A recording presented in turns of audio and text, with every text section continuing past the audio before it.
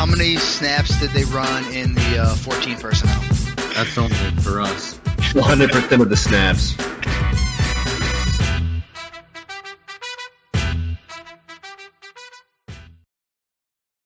What's going on, everybody? Welcome into 14P Fantasy. I am your host, Justin Wright. Today, we are switching it up a little bit. We're starting to put out more and more Dynasty content, obviously, as the fantasy season begins to wrap up here. And this is going to be the first of many throughout the offseason. We're just going to call Dynasty Strategy, different ways to approach Dynasty leagues, how to get better at Dynasty football. And if you're new, these are the videos for you. All of these, how to value rookie draft picks, when to trade picks, how to value players, stuff like that. So these are the videos for you. If you've been playing 5-10 years, one, great job. Way to get in early. Two, maybe it's not for you, but hey, stick around, listen, you might learn something. Before we get into it, guys, remember to subscribe to the YouTube channel, drop questions, comments, all that good stuff. Follow us on Twitter, whatever else. Let's get into it. Number one, and this is the biggest mistake you see even, people that have been playing Dynasty forever make, overvaluing youth in trades. Remember, youth does not guarantee points. That is a key piece of this. Every year there are guys that bust. Nobody is a sure thing. It doesn't matter if you're old, young, whatever. There is no such thing as a sure thing in fantasy football. With that being said, overvaluing those youthful players, the rookies, the second-year breakout, third-year breakout guys can cripple your Dynasty team. For example, I have seen, and this is just from last season, I saw Adam Thielen traded for Denzel Mims. Now, I was not a big Adam Thielen fan, but unless I was in a full tear-it-down rebuild, I would not make that trade. I was not a Denzel Mims guy. Many were. Again, if you're going and predicting a breakout and you're giving up locked and loaded surefire talent, you better be 100% sure in those youth picks, or in those youth trades, you know what I mean?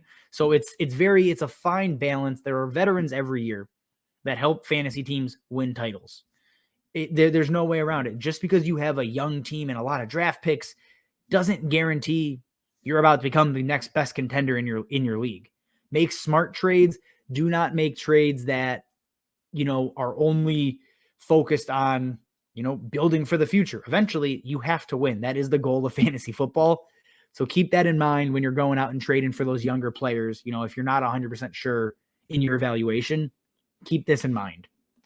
Number two, we just kind of spoke to it. Trying to win every trade. It's fun. I'd like to say I win every trade, but nothing is a sure thing. Trades that look like you win could backfire greatly, a season later. You see it every single time. And really, when we're talking about winning trades, I really am talking about the trade calculators. Everybody uses them. We all know it. If you send a picture to somebody of them winning a trade with a trade calculator, you should stop playing Dynasty football. Just do not do that. As soon as you do it, if I'm an owner and I get that saying, oh my God, I'm winning this trade, I'm going to panic. Red flags are going off, or alarms are going off. Red flags are up. It's just the worst trade strategy of all time. So do not try to win every trade on your trade calculator. It's stupid. It's all fake value. It's all arbitrary. It just matters to who you're trading with. So make trades that make sense for your team, not necessarily what makes the most sense, from a statistical value point. Whatever makes your team better is the trade you win, not because some random calculator said this player earned more points in their random model. It's all stupid. Don't do it. Number three, not being active year-round. Again, that's the reason you joined a Dynasty League, is so you can play fantasy football year-round. Take advantage of that. And I'm not saying, make a trade every single week, add and drop players from the end of your bench every single day of the offseason. No, don't do that. But, be aware of player values throughout the market. Be aware of player narratives, because that's how you gain an edge in Dynasty. You take advantage of people's emotions. That's really the way to go about it.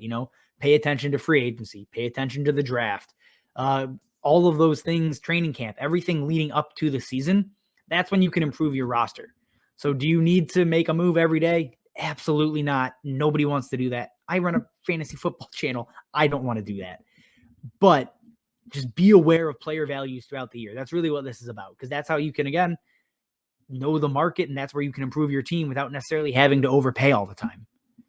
Moving on to number 4, refusing to rebuild. And this is one you see a lot with, again, newer players thinking, all right, if I can just make the playoffs, I can make a run and, I'm going to be super competitive.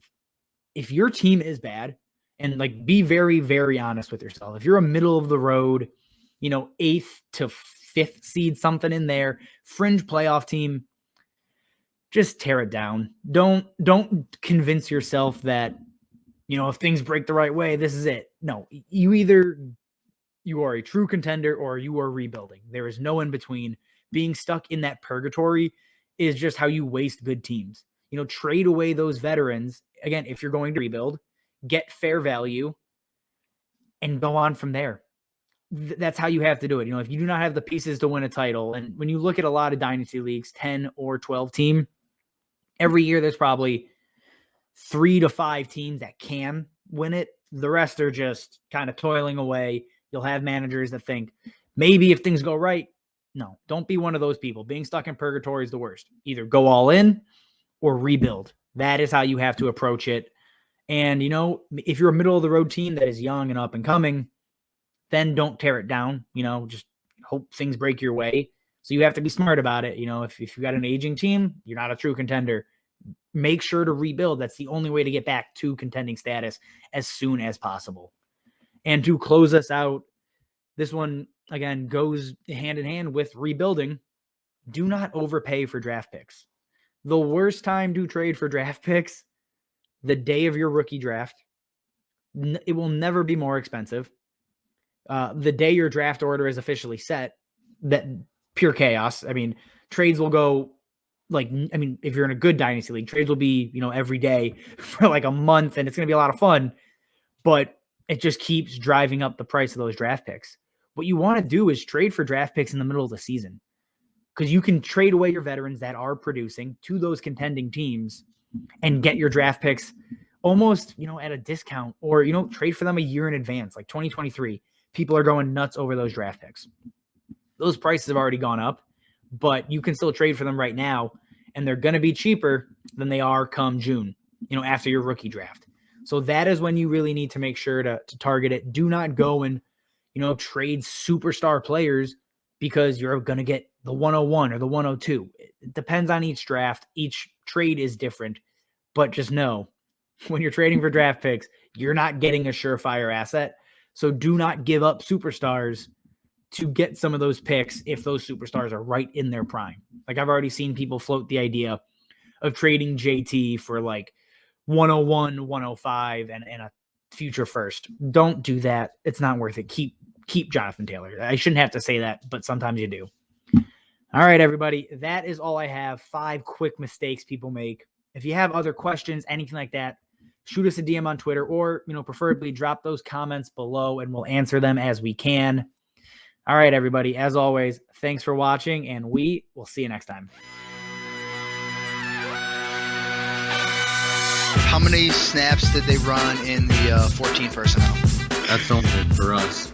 100% of the snaps.